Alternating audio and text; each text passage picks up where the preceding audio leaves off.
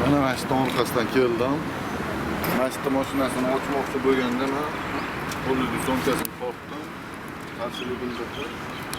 Qarshilik bildirgandan qo'rqdim, yurdim, yurib ketdim. Shayxontohur tumani Abdulla Qodiriy ko'chasida joylashgan 9-uy oldida noma'lum shaxs ayol kishining qo'lidagi sumkasini olib qochib, talonchilik jinoyatini sodir etgan.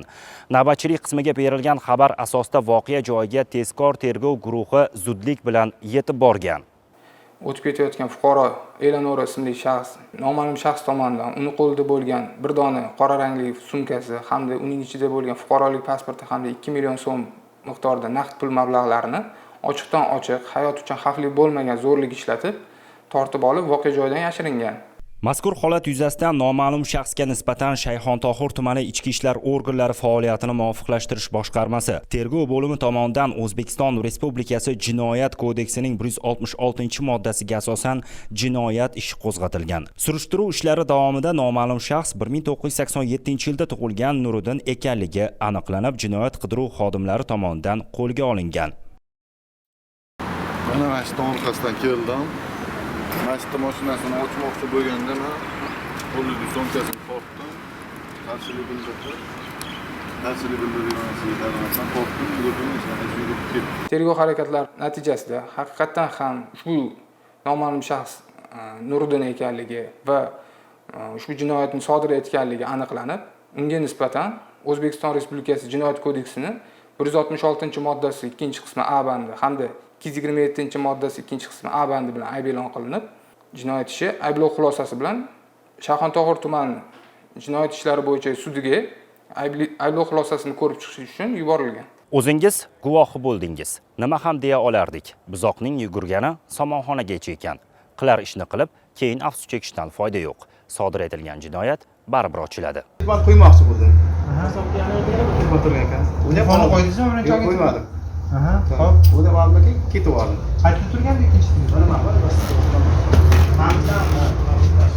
Sergeli tumanida o'zganing mol-mulkini yashirin ravishda talon-taroj qilgan shaxs kuzatuv kamerasiga tushib qoldi. Tumanda joylashgan kafelarning birida ishchilar uxlab yotgandan foydalangan shaxs taxminan soat tongi 3:30larda quvvatlagichda turgan telefonni o'g'irlab voqea joyidan yashiringan. Oradan hech qancha o'tar o'tmas yana qaytib kelib boshqa bir mobil telefonni o'g'irlab noma'lum tomonga ketib qolgan.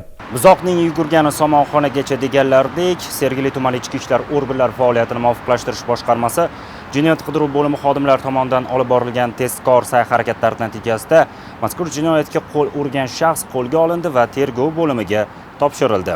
Mazkur jinoyatni 1976-yilda tug'ilgan Shokir ismli shaxs sodir etgani aniqlandi. U kafega ovqatlanish uchun kelib, spirtli ichimlik ichgan holda jinoiy ishga qo'l urgan. Ben qo'ymoqchi bo'ldim.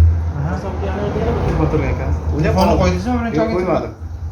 Xo'p, bu da vaqtda ketib oldim. Qaytib turganda Mazkur holat yuzasidan Shokir ismli shaxsga nisbatan O'zbekiston Respublikasi Jinoyat kodeksining 169-moddasi 3-qismi A bandi bilan jinoyat ishi qo'zg'atilib, unga ayblov e'lon qilinib, qamoqqa olish tarzidagi ehtiyot chorasi qo'llanilgan. Jinoyatning katta kichigi bo'lmaydi deganlardek, qing'ir ishga qo'l urgan shaxs albatta sud oldida qilmishlariga javob beradi. Unutmang, jinoyatga jazo muqarrar.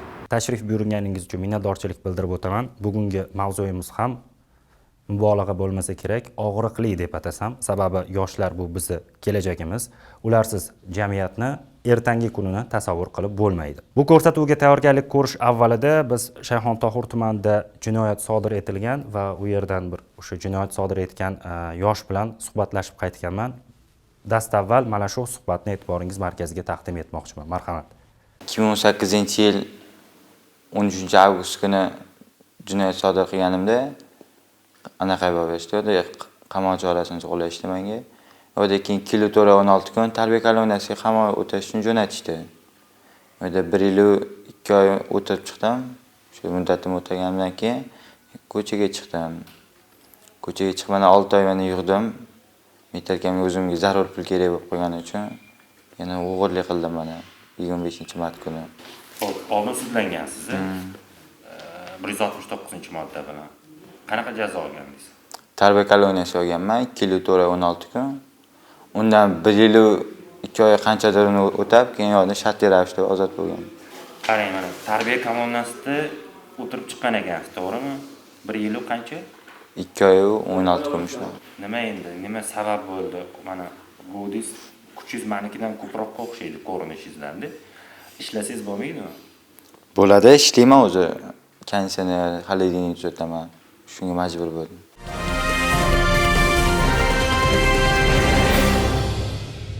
Shu jinoyat sodir qilgan shaxsning gaplarini eshitdingiz, tingladingiz.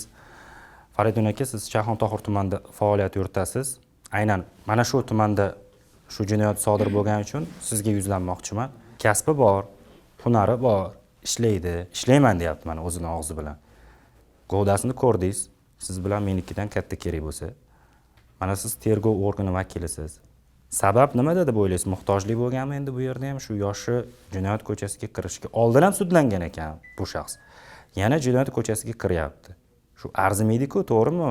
Shu arzimagan moddiy boylik bir necha yil shu panjara ortida o'tirishga. Huquqiy statistika yo'nalishi bo'yicha yoshlar deganda 30 yoshda yoshgacha bo'lgan fuqarolar tashkil etadi. Va asosan shu statistikani qisqacha nazarda tashlaydigan bo'lsak, oxirgi paytlarda oxirgi shu 3 oy davomida sodir etilgan jinoyatlarni asosan yoshlar tomonidan qanaqa turdagi jinoyatlar.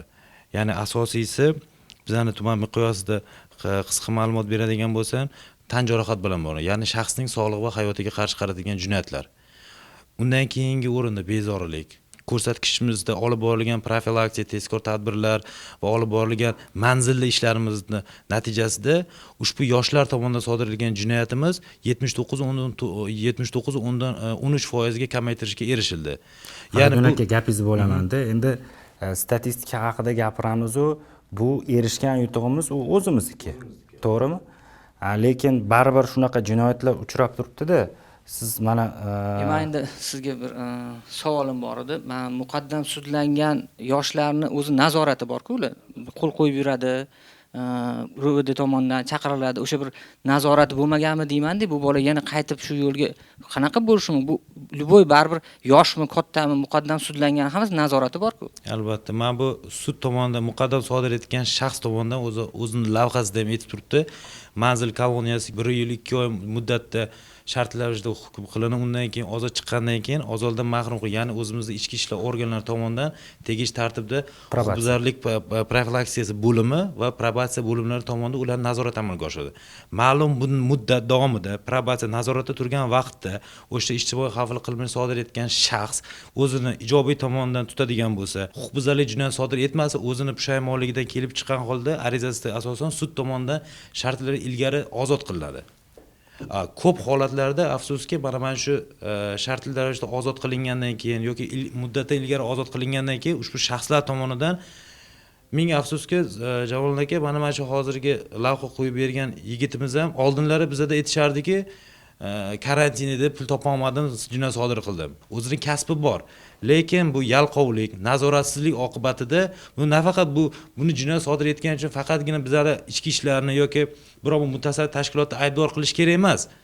Avvalambor jamiyatni o'zi to'g'risini tan olish kerakki, sodir etilayotgan jinoyatlar nafaqat bu o'g'irlik, balki har qanday turdagi sodir etilgan yoshlar tomonidan sodir etilgan jinoyatlarning asosiy qismini o'sha muqaddam bir necha marta huquqbuzarlik sodir etgan, sud tomonidan tayinlangan jazoni o'ziga tegishli xulosa chiqarmagan. Suddan birinchi marotaba hech qachon ozodlikdan mahrum qilish jazosi tayinlanmaydi. Bitta ichki ishlar organi xodimi emas, mahalla, umuman olganda eng asosiysi ota-onasi nazorat qilish kerak-da o'sha narsani. Siz mana aytib o'tdingiz, boya nazorat olib borilmaganmi deyapsiz-da. Har bitta tumanda probatsiya guruhi faoliyat yuritadi. Endi ma'lumot uchun aytib o'tay, tomoshabinlarimizga ham qiziq bo'ladi. Probatsiya xodimlari tomonidan, inspektorlar tomonidan o'sha shartli ravishda jazo oladi-yu, qanaqadir muddatga ozodlikni cheklash bilan bog'liq bo'lmagan jazo. U nazoratda turadi. Uni xulqi, uyga kelib ketishi cheklangan bo'ladi. Keyin unga qarab sudga taqdimnoma kiritib, u jazoni olib tashlashi ham mumkin. Bitta savolim bor, siz ham sohada ekansiz. Xulqi nazorat qilinadi, lekin nima ish qilayotgani u bola hozir kun bo'yi qayerda yurgani, ishlayaptim, o'qiyaptim, shu holat nazorat bo'lmaydi, Endi to'g'ri. bu narsani Endi bu ota-onasi uchastkoviy olib borishi sizga emasmi? Endi uchastkoviylarga barib beriladigan bir Yo'q, mana qarangda, akacha, sizga qisqa tushuncha beraman. Agarda sud tomonidan axloq tuzatish ishlariga jazosi tayinlangan bo'lsa, birinchi marta sodir etganligi, ijtimoiy kelib chiqishi, jazoni yengillash holati inobatga olgan holda sud tomonidan axloq tuzatish jazo belgilansa, probatsiya bo'limi guruhlari tomonidan o'sha ijtimoiy xavfli qilmish sodir etgan shaxs ish bilan ta'minlanadi. Ya'ni ish bilan ta'minlangandan keyin o'shani prof yig'ma jildida uni ishga qabul qilinganligi, yashash joyidan tavsifi va boshqa ma'lumotlar olinadi va har oylik to'lovi sud tomonidan belgilab beriladi. Har oylik ish haqining 15%, 20%, 25, 30 va hokazo. O'sha pul mablag'i davlatga tegishli tartibda o'tkazib turiladi. Xo'p, biz 30 yoshdan u yog'iga o'tganlarni balki tarbiya qila olmasdirmiz. Ularni o'zgartirib bo'lmas. Hozirgi endi jinoyat sodir qilgan Godek bilan gaplashsangiz, umuman boshqacha fikrda, kamerani oldida ham o'zim borib gaplashsam ham qaltirab turadi. Nima savol bersangiz aytadi, "Ha, men qildim, ha, shunaqa bo'ldi. Qilib qo'ydim shu ishni.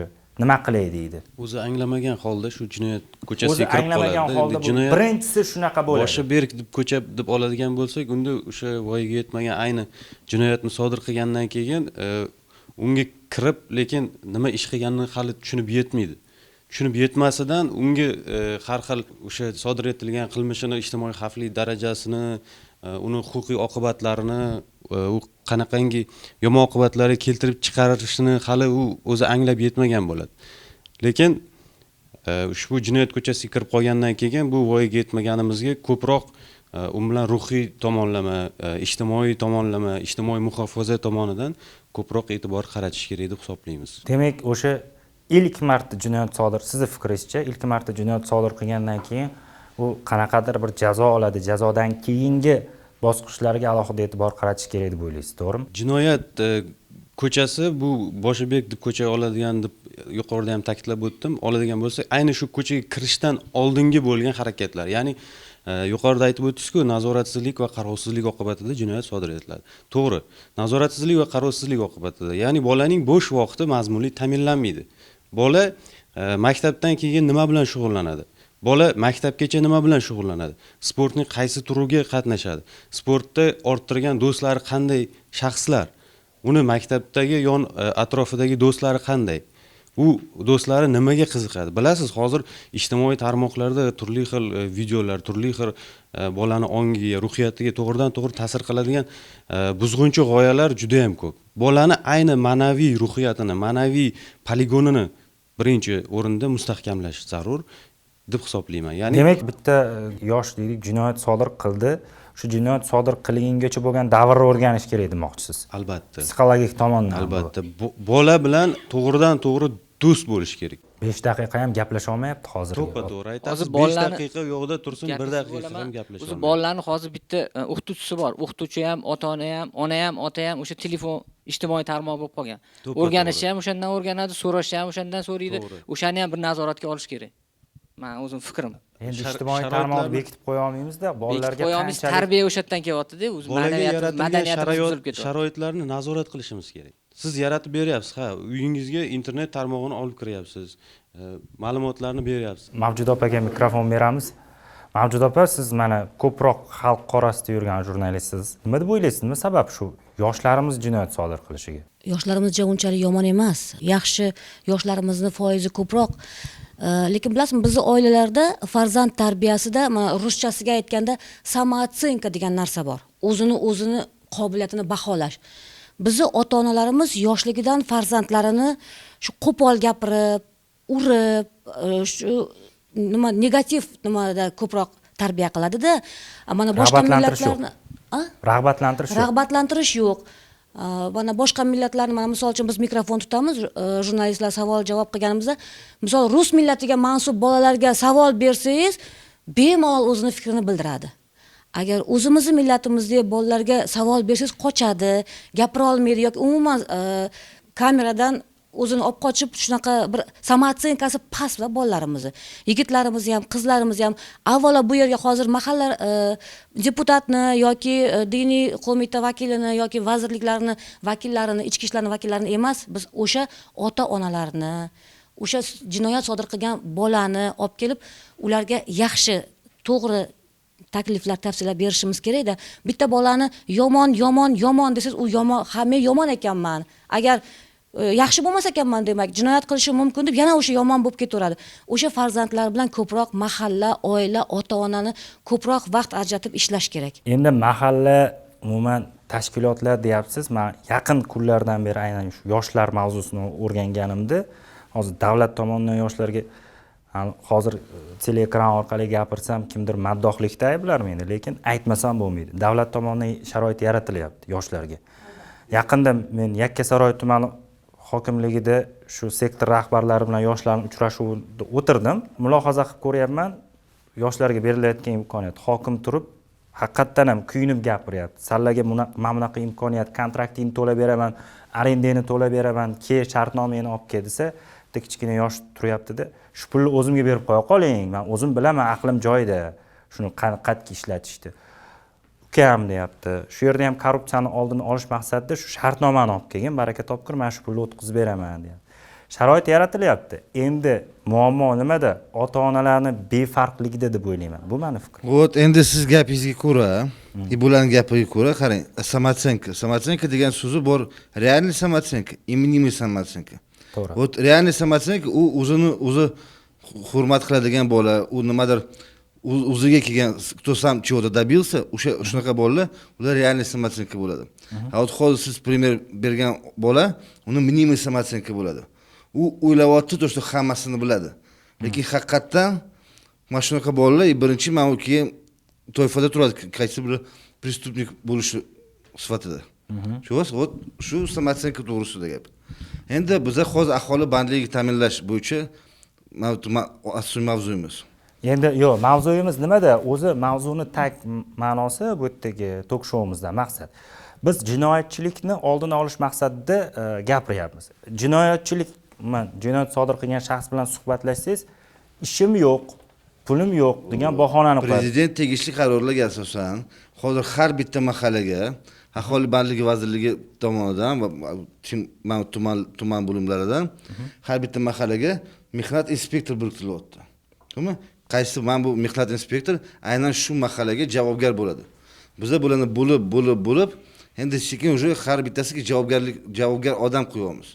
Kim konkret shug'ullanadi shu bilan. Bunisi shunaqa. Studiyamizda mana Bandlik va mehnat munosabatlari vazirligi boshqarma boshlig'i ham o'tiribdi. O'zlaridan eshita qolaylik shu aynan yangiliklar haqida. Assalomu alaykum hurmatli ishtirokchilar. Fuqarolarda ishlashi, ishlamasligi, erkin kasb tanlashi to'g'risida o'zining huquqlari belgilangan. Hozir gap o'sha jazoni ijro etish muassasalaridan ozod etilgan shaxslar, ayniqsa yoshlar to'g'risida ketyapti. Mana hurmatli ichki ishlar xodimi tushuntirib berdi mexanizmni. Qisman men ham shunga qo'shimcha qilmoqchiman. Haqiqatan ham ichki ishlar organlari bilan mehnat organlari hamkorlikda ishlaydi. Jazoni ijro etish muassasalaridan ozod etilgan fuqarolar bo'yicha. Oyma-oy hisobotlar yuritiladi, ular kelgan fuqarolarni mehnatga jo'natadi, mehnat hamkorlikda ularni ishga joylashtiradi. Shu joyda haqiqatan ham uzilish bor ekan, mana keldi, u fuqaroni ishga joylashtirmasdan turib bo'sh qo'yilmaydi, sababi o'rtada aloqa bor ichki ishlar bilan. Lekin u bir marta ishga joylashgandan keyin ertasi kuni uni bo'shab ketganligi to'g'risida mana hozir mana deputatlar ham aytayapti, nazorat yo'q. Shu nuqtai nazardan biz bu yildan boshlab Ichki ishlar vazirligi bilan mehnat vazirligi o'rtasida yagona raqamlashtirilgan bir axborot tizimi tashkil etilyapti. Bu o'sha jazoni ijro etish muassasalaridan ozod etilgan fuqarolarni bandlik holatini monitoring qilish imkoniyatini beradi. Ya'ni o'sha fuqaro haqiqatan ham shu sana holatiga qaysidir tashkilotda bandmi yoki band emasmi degan ma'lumotni olishga bu shaffof tizim yaratish maqsad qo'yilgan. Bu yilning birinchi yarim yilligida shu dastur ishga tushadi. Endi shu bilan bir qatorda umuman yoshlar bandligi O'zbekistonda mehnat bozorida biz shug'ullanadigan juda eng dolzarb masala. Sababi yiliga 600 mingga yaqin ish kuchini kirib kelishi bizning mehnat bozorimizga bu umuman iqtisodiyot oldiga katta savollarni qo'yadi. Ularning bandligini ko'maklashish. Tabiiyki bizda yaratilayotgan ish o'rinlarini ko'rsatkichi kirib kelayotgan mehnat bozoriga kirib ketilayotgan yoshlarga nisbatan ancha kam. O'rtada ishsizlik darajasi bor.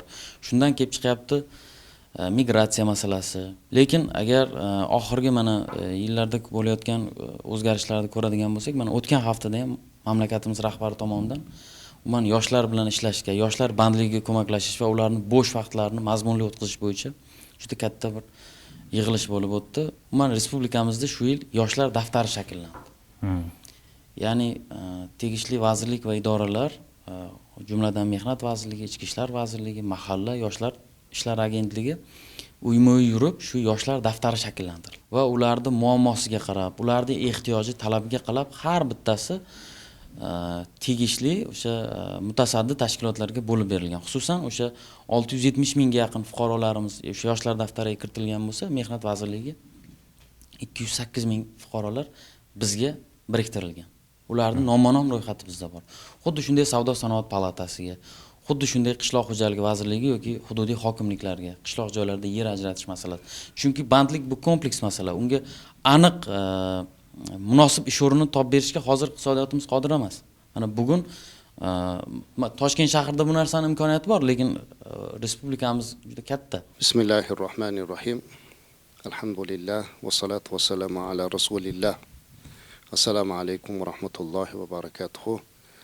Bugun bu bo'layotgan hozirgi suhbatlarimizdan men bilib turibmanki, eng katta og'riqlik nuqtamiz asosiy jinoyat. Yoshlarimiz jinoyat qilishi. Biz hozir mavzudan shu tomonga bir oz chetlab qolyapmiz.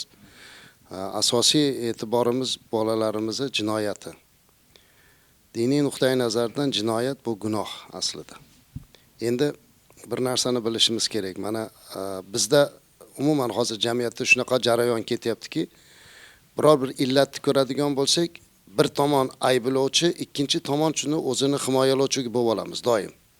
Bir tomon aytadi, bunga falon tashkilotlar yoki falonlar aybdor desa, tabiiyki u tomon himoyaga o'tamiz. Lekin asli muammoni o'zini o'rganishimiz kerak. Nega jinoyat bo'lyapti? Nega bolalarimiz jinoyat qilyapti? Men diniy mutaxassis sifatida aytamanki, birinchi navbatda bu ma'naviyat yo'qligi, ma'rifat yo'qligi. Avvalo ota-ona o'zi ma'rifatli bo'lish kerak. Mana bugun biz jumada Imom Buxoriy hazratlarining hayotini gapirdik. Imom Buxoriyni esladik. Imom Buxoriyni eslayapmiz. Imom Buxoriyni butun dunyo tanishini aytyapmiz. Va bolalarimizni Imom Buxoriydek bo'lishini yoki Ibn Sinodek bo'lishini yoki Al-Xorazimiydek bo'lishligini orzu qilyapmiz. Lekin hech kim savol bermayaptiki, biz oldin ularni ota-onasidek bo'la olyapmizmi degan. To'g'ri. Biz oldin ularni ota-onasi bo'lishimiz kerak. Imom Buxoriyda otalari olamdan o'tayotganda o'zlaridan qoldirgan dunyosini meros qilib qoldirar ekan, ayoliga vasiyat qilganki, mana shu qolgan dunyoyimni bolamni ilmiga sarflaylar va men qasam ichib ishontirib aytamanki, menda qoldirilayotgan dunyoyimni bir dirhamida ham shubha yo'q degan. Ya'ni bir dirhamida ham harom yo'q degan. Demak, ota birinchi navbatda bolasi uchun halol luqma berish kerak. Biz bolalarimizni jinoyatini bolalarimizni o'zidan izlamasligimiz kerak. Oldin ota-ona o'zidan izlash kerak. Rivoyat keladi. Bir qozi bo'lgan ekan. Dunyo hammaga mau'iza qiladigan, hammani yaxshilikka chaqiradigan. Vaqtiki kelib mahalla iloji yo'qligidan qozi domlani oldiga, olimni oldiga kiribdilar. Taqsir aytmasak bo'lmaydi. Mana shu bizning mahallamizdan doim karvon o'tadi. Karvon odamlarda o'sha don-dunlarini tashiydi, bug'doy tashiydi. Lekin har safar sizni farzandingiz o'sha qoplarni teshib, donlarni to'kib, keyin uni o'g'irlab ketyapti. Mahalla bir aytdik, ikki aytdik, oxiri sizga aytmasak bo'lmaydi. Shunday olim odam, shunday parhezkor odam juda ham xijolat bo'lib qopti. Nimaga bunaqa bo'ladi? Uyga kirib ayolini chaqiribdi. Bolamiz shunaqa jinoyat qilibdi. Bunaqa bo'lmasligi kerak edi. Chunki biz taqvoda turganmiz, Allohni tanitganmiz. Nega bunday bo'ladi? Topib kelgan narsamda shubha bormidi? Nimaga bunaqa desa, ayoli yig'labdi. Yig'lab turib aytibdiki, meni kechiring, bu meni aybim. Nima ayb? Mana shu bolangizga og'ir oyoq bo'lib turgan mahalimda qo'shnimizning uyiga kirib, onorni ko'rib qolib, so'ramasdan ignani olib teshib, suvini ichib yana qaytarib qo'yib qo'ygan edim. Bugun endi o'shindan dunyoga kelgan bolangiz birovni qopini teshdi. Demak, bu rivoyatlar bekorga kelmagan. Bu hikoyatlar kitobdiki. Demak, avvalo ota-ona bolasini dunyoga kelgizishlikda o'zini tarbiya qilsin. O'zi ma'rifatli bo'lsin, o'zi ma'naviyatli bo'lsin. Aytadi-yu, bir jinoyatchini olib kelib o'limga hukm qilishdi. Juda jinoyatni yomon qildi. Hukm qildi qozi o'limga. Oxirgi so'zing nima istaging bor deganida jinoyatchi so'radiki, "Meni onamni chaqirsanglar, bir onam bilan xayrlashib olsam." onasini olib keldilar. Hamma o'tiribdi mahkamada, ta'sirlanyapti. Bola aytdiki, onajonim, meni oldimga keling. Sizni oxirgi marta tilingizdan bir o'pib olay dedi. Bu sahnadan odamlar ta'sirlanyapti, yig'layapti. Ona ham juda ta'sirlanib ketib, kelib bolasiga tilini chiqaruvdi, bola onasini tilini tishlab oldi. Tishlab uzib oldi. Hamma to'stopolon, bu badbaxt, o'zing jinoyat, o'zi o'limga hukm, nimaga buni qilyapsan deganda, men kichkinalik mahalimda qo'shnimizni uyiga kirib, tuxum o'g'irlab chiqqanimda onam mana shu tili bilan meni maqtab pul topuvchi bolam deb boshimni silagan edi. Agar o'shunda tanbeh berganida men bugun dor ostida bo'lmasdim. Demak, ota-onaga juda ham ko'p narsa bog'liq. Biz birinchi navbatda ota-onalar o'zimizni isloh qilishimiz kerak. Mana shunaqa tok shoularda men o'zim juda ham kam qatnashaman. Men o'zi unaqa narsani xohlamas edim. Bugungi endi o'ta dolzarb masala bo'lganligi uchun sizni taklifingizga xo'p deb keldim. Mana shunaqa bir suhbatlarimizdan birida bola haqida hammamiz gapirib chiqdik. Keyin men o'sha ishtirokchilarga aytdim. Mana hammamiz bola tarbiyasini gapiryapmiz, bolani bunday qilyapmiz deb. Chin yurakdan musulmon sifatida yolg'on gapirmasdan aytaylik. Qaysi birimiz qachon oxirgi marta bolamizni maktabiga borganmiz degan savol beruvdim, hech kim qo'lini ko'tarmadi. Oxirgi marta qachon borganimizni eslay olmaymiz. Hamma gapiramiz. Lekin hammamiz birdan amal qilishimiz kerak. Bugun bolalarimiz agar ma'naviyatiga e'tibor bermasak, biz kelajakni qo'limizdan berib qo'yamiz. Mana o'sha boshqa hamma narsani ko'radigan bo'lsak, bolalarimizga birinchi navbatda ma'naviyat kerak. Ularni komil tarbiya qiladigan ota-onalar o'zimizga qarashligimiz kerak. Va albatta bolamizni hunarlik, ilmlik, ma'rifatli bo'lishga ota-ona javobgar. Payg'ambarimiz alayhisolatu vasallamning hadislari bor. Kullukum ra'in va kullukum mas'ulun an ra'iyatihi dedilar. Sizlarni hammalaringiz bir cho'ponsiz dedi. Cho'ponning vazifasi qo'yni salomat qilib, boqib, katta qilish, javob beradi. Xuddi cho'pon kabisiz, ya'ni qo'l ostingizdagilarga javob berasiz. Qiyomatda mas'ulsiz deyapti. Demak, ota-ona mana shu bolasiga mas'ul. Ota-ona bolasini chiroyli tarbiya qilishga e'tibor berish kerak, unga vaqt ajratish kerak. Endi albatta biz bugungi kunini o'zimizni yoshligimiz bilan solishtirishimiz kerak emas. Bugun o'zimizda davrimizda qila olmaymiz. Hazrati Ali karramallohu vajahu bolalaringizni o'z zamonasiga muvofiq tarbiya qiling degan. Bizning davrimizda internet bo'lmagan yoshligimizda. Biz hozir bolamni tarbiya qilaman deb internetni o'chirib qo'ya olmaymiz. Undan ko'ra o'sha internetdan chiroyli foydalanishni o'rgatishimiz kerak. Bolalarimizga kitob o'qitishimiz kerak, ilm o'rgatishimiz kerak, halollikni o'rgatishimiz kerak, halol haromni o'rgatishimiz kerak. Mana bu halol, mana bu harom. Agar bolalarimiz shu halol haromni biladigan bo'lsa, bu narsalarni qilmaydi. Qachon bizni xalqimiz ishsiz bo'lib qolsa o'g'irlik qilgan. Ishsiz bo'lsa, nochorlik bo'lsa o'g'irlik qilaveradi degan emas. Biz hozir ishsizlarni ham ta'minlab qo'yishimiz mumkin. Davlatimiz shunga intilyapti. Mana hozir o'z mutaxassislar aytayapti, shuncha ishlar bo'lyapti, shuncha qarorlar, yoshlar daftari deyapti. Hammasini qilib qo'yishimiz mumkin. Lekin agar uni ma'naviyatini biz chiroyli qilib, ma'rifatli qilmaydigan bo'lsak, bu jinoyatni oldini olish degani emas. Shuning uchun albatta biz avvalo ularni kasbga o'rgatishimiz kerak. Naqshbandiy hazratlarini eslaylik. Naqshbandiy hazratlari mana shu tariqatni islohchisi, muslihi. Chunki u zot kelgunga qadar tariqatdagilar ham buzilishni boshlagan. Go'yoki biz tarki dunyo qilganmiz, biz ishlamasligimiz kerak deb yurardilarda, ko'chada o'sha bo'ynilariga oshqovoq osib olib yursa, odamlar pul tashab boshqa qilib qo'ygan. Keyin Naqshbandiy hazratlari bunaqa tariqat bo'lmaydi. Tariqat degani bu namunali hayot, ilm, ma'rifat, mehnat degani. Shuning uchun doim o'rgatganlar. Dilbayor va dasbakor, ya'ni qalbing Allohda bo'lsin, ammo qo'ling mehnatda bo'lsin. Hazratning oldilariga birortasi bolasini olib kelib, taqsir mana shunga tariqat ilmidan ta'lim bering, o'rgating desalar, so'rardi ekan, bolangga hunar o'rgatdingmi deb, oldin hunar o'rgatdim. Avval hunarli bo'lsin, keyin men ta'lim beraman. Biz bolalarimizni oldin hunarga, ilmga, ma'rifatga o'rgatishimiz kerak. Inshaalloh ana o'shundan keyin bular halol haromni biladi, jinoyatni oldini oladi. Biz o'zimiz bolalarimizga yoshligidan namuna bo'lmasdan jinoyatni qilib qo'ysak. Ota sifatida aytaylik, ketyapmizda bitta oddiy narsa. Mashina minib ketyapmiz, yonimizda bolamiz bor. Taqiqlangan joyda o'tib ketyapmiz. To'xtash mumkin emas bo'lgan joyga to'xtayapmiz. Bolamiz oldida aytayapmiz, yana aytayapmizki, ish qilib gayi yo'qmikin deb qo'yamiz. Ha, u bolamizning tarbiyasiga ta'sir qilyapti yoki boshqa narsalarda aytib, bu bir misol tariqasida aytibman. Nima qilayotgan bo'lsak, mana shu narsada o'zimiz namuna bo'lishimiz kerak. Uyda o'tirgan bo'lsa, birov chaqirib kelsa, uyda o'tirgan bo'lsa ham bolamizga aytamiz, yo'q deb qo'ygin deymiz. Allohga shukr qilmaymizki, kerak ekanmiz biz uyimizga kelyapti, darvozamizni qoqib. Demak, o'sha kimgadir kerak inson akamiz uyimizga kelyapti. Lekin afsuski, ko'proq xalq bilan bo'ladigan odam eng birinchi bahona shu, bolasiga aytadi, bor meni yo'q deb qo'y. Telefon qilsa ham yo'q deb qo'y. Bu bolaning ruhiyatiga ta'sir qiladi. Ana shu yerdan tarbiya boshlanadi deysiz. Mana shu joydan bola keyin yolg'on gapirsa bo'lar ekan, vaziyatdan chiqishlik uchun yolg'on gapirsa bo'lar ekan, vaziyatdan chiqishlik uchun jinoyat qilsa bo'lar ekan degan xulosa kelib qoladi. Shuning uchun albatta biz eng birinchi o'zimiz namuna bo'lishimiz kerak. Ana o'shanda men o'ylaymanki, bolalarimiz ma'rifatli, mana shu jamiyatga foyda keltiradigan farzandlar bo'lib yetishadi. Asosiy sodir etilgan vaqti kech soat 22:00 dan va tungi soat 1 ga atrofida bo'lgan jinoyatlar. Mayda huquqbuzarlik jinoyatlar va hokazo. Tergov jarayonida mana shu narsani bir sababini aniqlik kiritishga harakat qilamiz. Guruhbozlik o'rtasida sodir etilgan jinoyatlarda ota-onasi keladi. Ming afsuska yaqin kunlarda ham yosh bolalar 2004, 2005, 2000-yil yosh bolalar kech soat 23:00 dan bir Toshkent viloyati Yangiyo'l tumanida yashovchi fuqaro Toshkentga kelib, yo'lda uchragan shaxslarga nisbatan mulkini egallash va boshqa hokazo jinoyatlar sodir etdi. Yosh voyaga yetmagan, hali 18 yoshga to'lmagan. Kech soat 12:01. Ota-onasi keldi, ota-onasi tergovda qatnashyapti. Zarracha ham ta'sirchanlik ruhi yo'q-da. Bolada ham, onada ham. Ota qani? Ota yo'q. Qayerda? Oilada qiziqmaydi.